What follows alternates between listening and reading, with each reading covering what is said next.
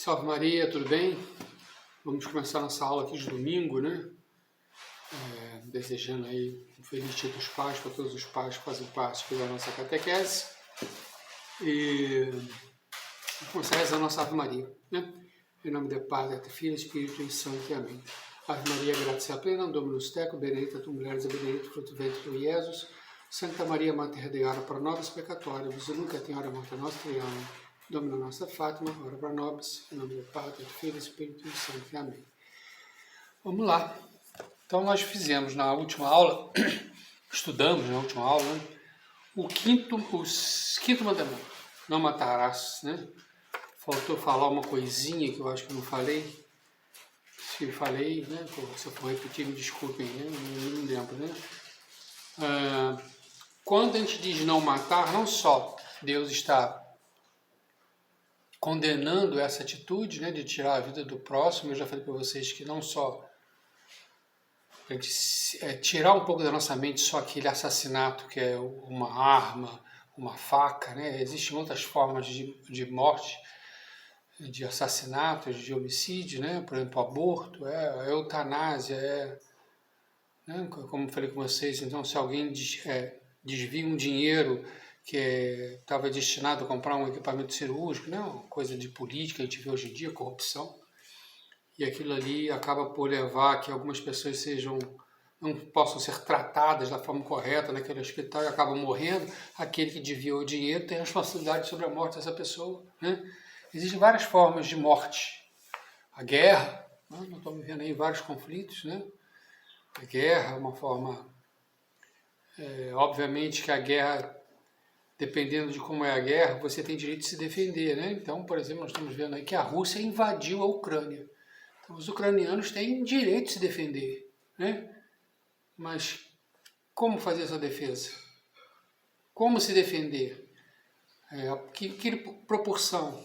Então, se eu tenho um exército inimigo avançando contra mim, eu tenho o direito de me defender daquele exército que avança.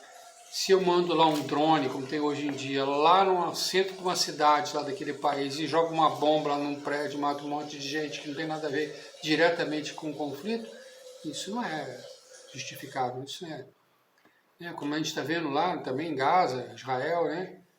Então Israel tem direito de se defender porque sofreu um ataque, né? Tudo começou com um ataque de um grupo terrorista, Hamas, né?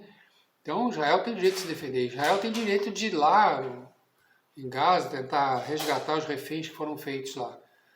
O motivo é justificável. O que não é justificável é, de repente, por exemplo, bombardear lá a paróquia católica lá em Gaza, que não tinha nada a ver com aquela história, não estava escondendo ninguém, não tem armamento lá. Isso é um crime, né? Então, é o não matarás. Mas em alguns casos, não. Se a pessoa avança para você com armas, né? Aqueles membros do Hamas que invadiram Israel, perpetraram aquela crueldade toda lá, óbvio que quem estava com a arma na frente lá e atirou contra aquelas pessoas não está cometendo um crime, está defendendo a sua vida.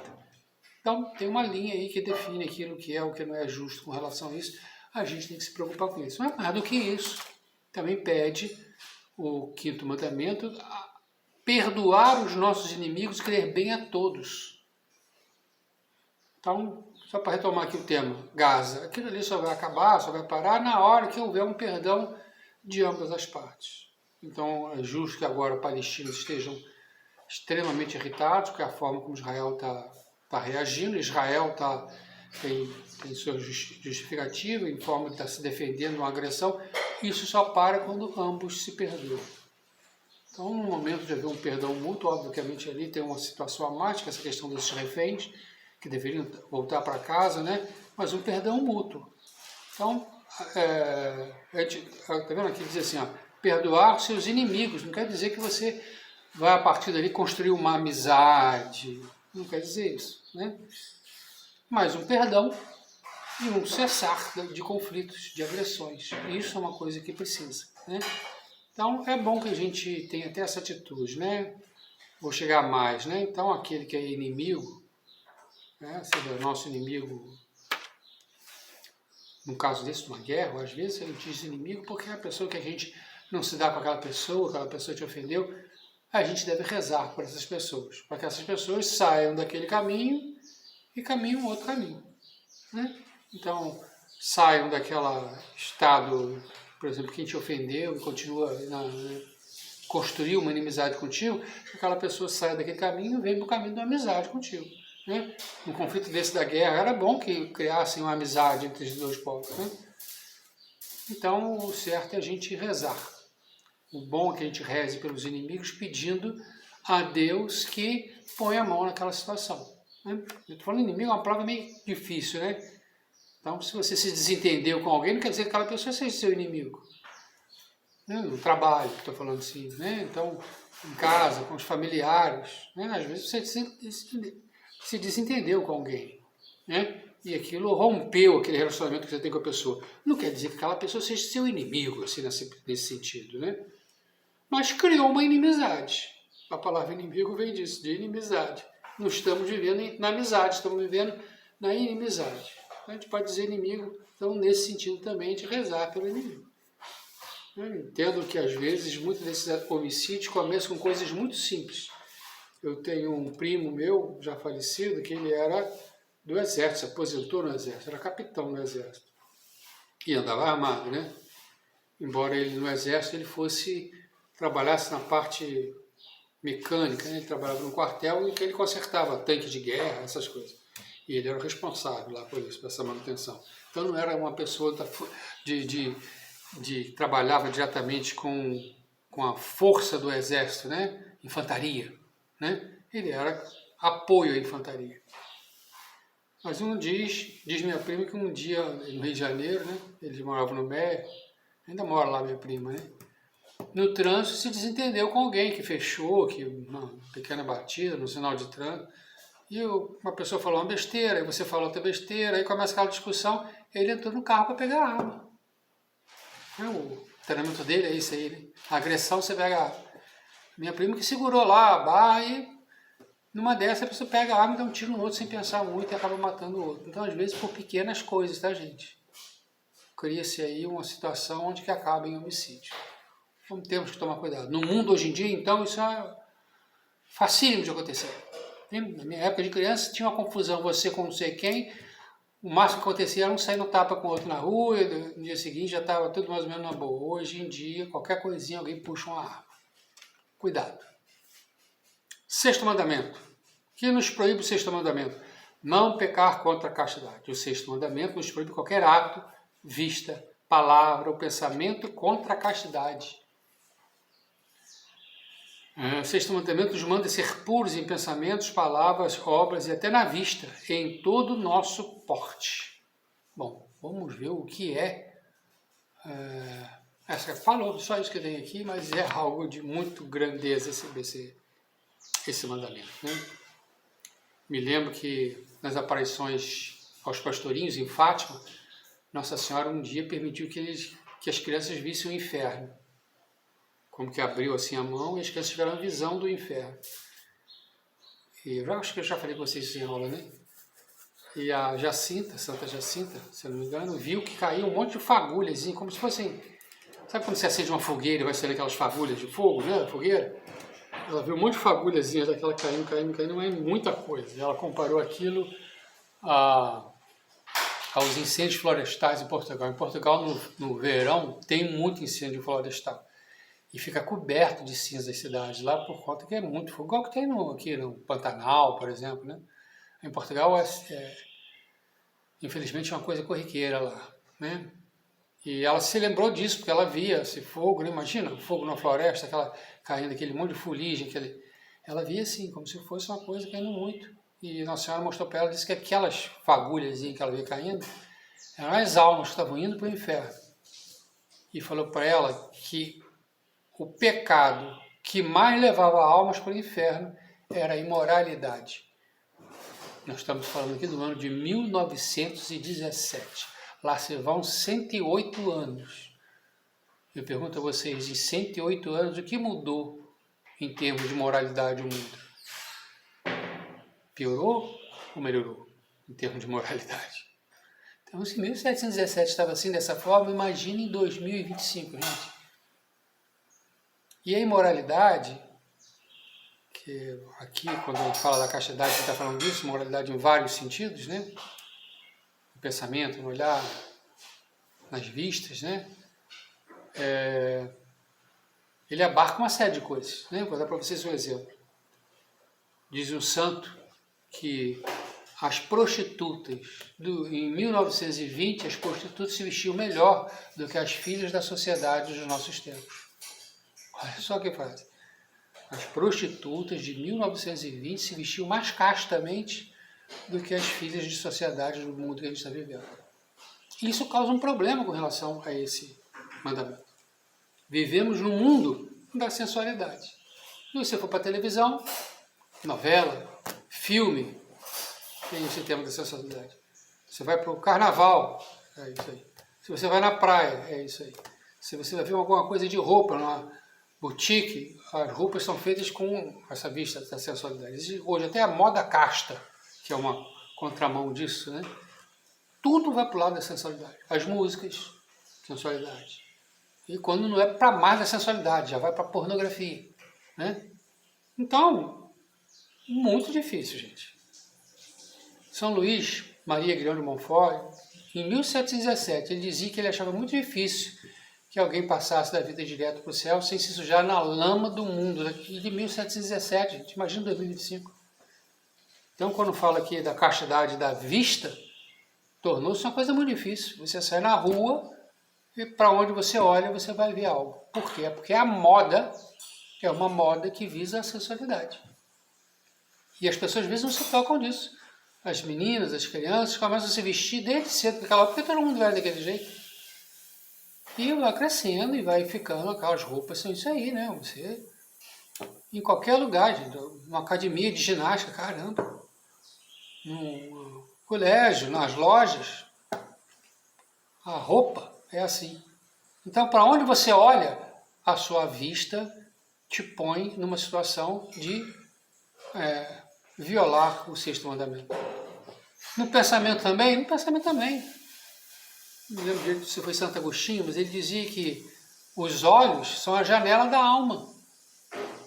Então, a tentação, eu já devo ter comentado com vocês, ela vem pela nossa natureza, pelo mundo e pelo demônio. Então, olha só, nós temos uma natureza decaída, formada num mundo assim, depravado.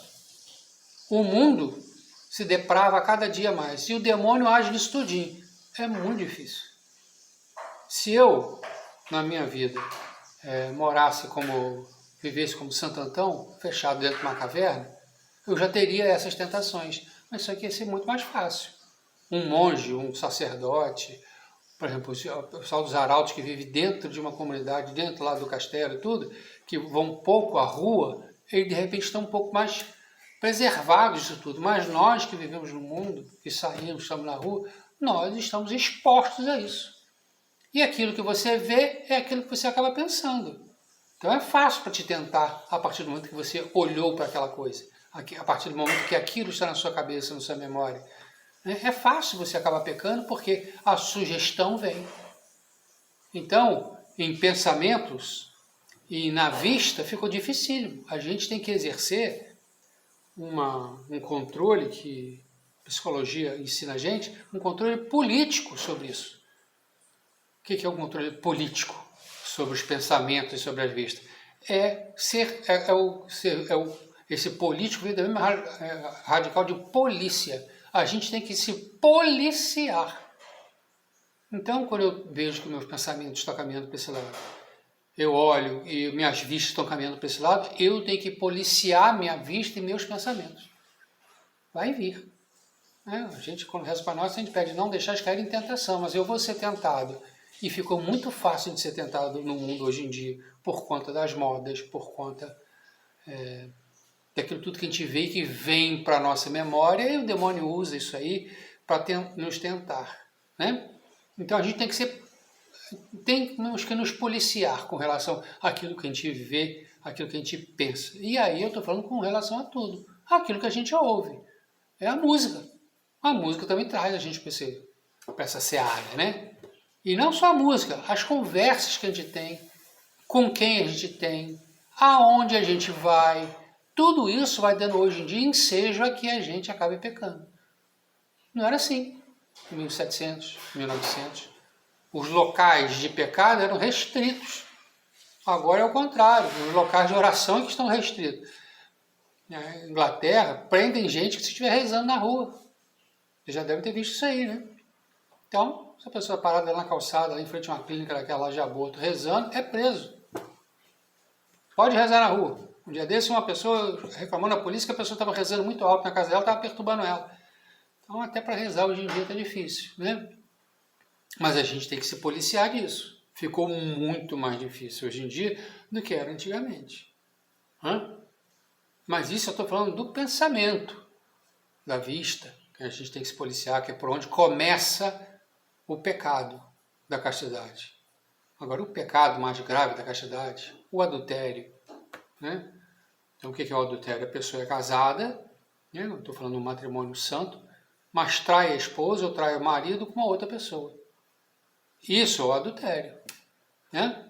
Pecado gravíssimo. Mas não só, hoje em dia tem um outro pecado maior do que esse. São as pessoas que não receberam o sacramento do matrimônio, não vivem com a bênção de Deus, mas que vivem como se fosse um casal. Então, minha esposa me estava falando de uma menina aí que a gente conhece mais ou menos aí, boazinha menina, falando que no ano que vem eu vou me juntar com o meu namorado. Por que não vai se casar com o namorado? Por que vai se juntar com o namorado? Começa aí também o pecado, outro pecado. Então, assim, a castidade está muito ligada à questão da sexualidade. E hoje em dia essa sexualidade foi trabalhada pelo mundo de uma forma completamente diferente daquilo que Deus propõe. Então, o mundo hoje em dia prega isso aí, essa liberdade, essa liberalidade. Isso tem seja uma série de pecados, né? Outra questão, a questão da homossexualidade. O mundo se tornou altamente permissível com esse tipo de relacionamento. Enquanto que na igreja, por mais de um motivo, é extremamente pecaminoso e ofende muito a Deus. Mas o mundo diz que não, que isso aí é normal. Então olha só o cuidado que a gente tem que ter com essas coisas. E no momento em que eu tenho contato com essas pessoas, no momento que eu tenho contato com pessoas vivendo a castidade de uma forma errada, se eu tiver oportunidade, eu tenho que dar o meu exemplo daquilo que é o certo, né? Orientar aquela pessoa, mas eu não posso conviver com aquilo e achar que aquilo é o certo. A minha preocupação é como a gente está criando nossos filhos, ou como vamos criar nossos filhos.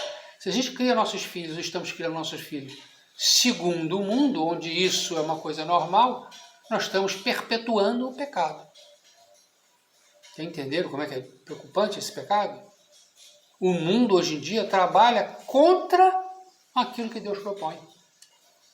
Nós temos que tomar uma decisão. E a nossa decisão às vezes é difícil, porque a gente já tem conflito com o mundo nesse ponto. Mas a gente tem que viver dessa forma, gente. Ou a gente é de Deus ou não. Ou é de Deus ou é do demônio. E o que o mundo tem proposto hoje em dia são tudo propostas do demônio, não de Deus.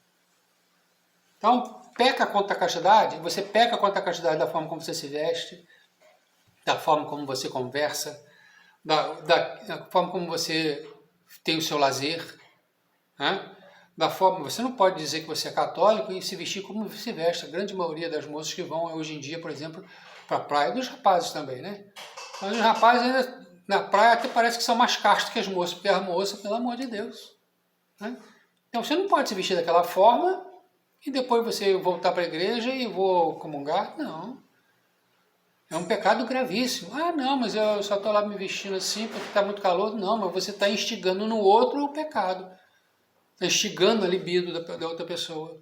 Isso tudo é pecaminoso. O pecado começa daí. O pecado não vem já do ato em si, mas ele tem todo um preparativo. Algo que vai deformando o seu pensamento, algo que vai te provocando, algo que vai te levando ao ponto de que você acaba realizando o ato pecaminoso.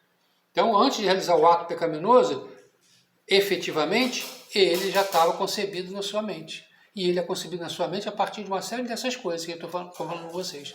São as propostas do mundo, as coisas que vêm para a nossa cabeça, o demônio trabalhando na gente, né? Então a gente acaba caminhando na direção do pecado. Qual é a preocupação minha quando eu falo com vocês com o sexto mandamento? Nós não podemos caminhar no caminho do pecado. Eu não consigo caminhar no caminho do pecado me defendendo do pecado. Então, olha só, se tem um abismo à minha frente, eu estou andando na direção do abismo, um dia eu vou cair no abismo. Não, eu estou andando na direção do abismo, mas eu não vou pular do abismo. Isso não existe. Na hora que eu chego na beiradinha, a beirada pode cair ali, eu caio junto. Eu não posso caminhar no caminho do pecado, eu tenho que caminhar no caminho da santidade. Se eu estou caminhando no caminho da santidade, eu não vou cair no pecado. Se eu caminho no caminho do pecado, ainda que eu tenho me policie muito, que eu sei, que acho que eu sei, que eu consigo muito, eu vou acabar caindo, não é mesmo? Um dia, na hora que eu der um passo à frente, não tem mais chão, cair. Então, olha só. Ah, não, mas é só isso, só na praia que eu fui, só na piscina que eu me visto assim, depois... Não tem isso. Se eu estou me vestindo assim, se eu tenho essa prática de vida, eu estou caminhando na direção do pecado, e eu vou encontrar o pecado. Eu tenho que caminhar para o outro lado. Então, pegar a castidade não é só, não, eu tenho que me preocupar de não pecar. Não, eu tenho que me preocupar em não caminhar no caminho do pecado. Então, como é que eu tenho que me vestir? De uma forma casta. Como é que tem que ser minhas conversas? De uma forma casta. Como é que tem que ser as músicas que eu ouço? Músicas que sejam castas, vamos dizer assim. Como é que são minhas amizades? Se eu tenho alguém que caminha no outro caminho, eu não posso ter essa amizade. Se eu tenho que conviver com pessoas que vivem dessa forma, eu tenho que manter uma certa distância, ainda que seja uma distância protocolar, profissional. Se eu crio meus filhos, eu tenho que criar meus filhos dizendo que aquilo é errado, e tenho que demonstrar que aquilo é errado, eu tenho que dar meu testemunho. Se eu caminho, como eu falei com vocês, já conversei uma vez com uma pessoa falando isso, se eu vou num bar, e lá naquele bar, onde eu vou lá tomar uma cerveja, eu tenho uma situação de pecado, não estou falando que você tem que deixar de tomar sua cerveja, mas na semana seguinte você vai em outro bar, não vai naquele. Se eu frequento um ambiente onde que pode me levar para o pecado, eu tenho que sair daquele ambiente. Eu não posso dizer que eu sou católico e respeito o sexto mandamento, se, sabendo que aquele ambiente me leva ao pecado, eu vou toda semana para aquele ambiente. Eu estou me colocando, estou me expondo ao pecado, eu vou acabar caindo no abismo, que eu estou falando com vocês. Fuja do caminho do pecado, eu tenho que caminhar para o outro lado. O outro lado, gente. E eu vou dar aqui para vocês, deixa eu ver aqui... Eu vou dar aqui para vocês uma frase que nem de uma pessoa que eu gosto, que era o Lenin, né? Que foi o cara que instalou a União Soviética, o comunismo no mundo, não era o pensador do comunismo, mas foi o líder, o ditador que trouxe o comunismo para a Rússia e dali espalhou para o mundo, né? O Lenin tinha uma teoria, que chama-se Teoria da Vara Curvada.